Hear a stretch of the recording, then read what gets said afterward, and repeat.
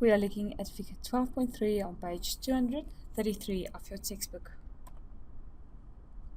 Okay, so this graph below shows two different companies, company A and company B.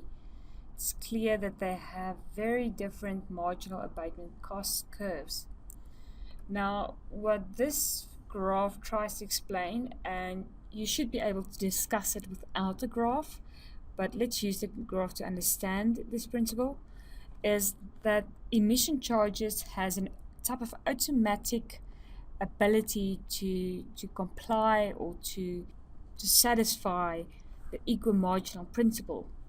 So the equimarginal principle says that total costs, and this is not only to one company but to all companies, is minimized. So we get a minimum total cost when the marginal abatement or cost of one company is equal to the marginal abatement cost of another.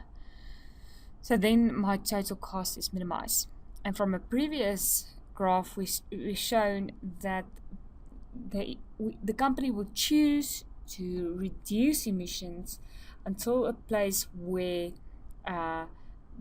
the MAC is equal to the charge. So in this case, we charge them $33 per ton they emit, and therefore both companies would reduce from the maximum amount they would like to produce all the way down to where the marginal abatement cost is equal to 33. Why? Have a look at figure 12.1 to see why this would minimize the company's cost. In this case, both companies reduces emissions up to such a degree that marginal abatement cost is equal to 33. But in the progress, because they have different shaping marginal abatement cost curves, they have very different they abate different amounts. So for company B, the total abatement cost is area D. For company A, the total abatement cost is area B. The tax, however, is much more for company B than company A. So area C over here shows us the total tax bill for company B, and this small area over here shows us the total tax bill for company A. So every company is different, but if we want to satisfy the equimarginal principle, we have to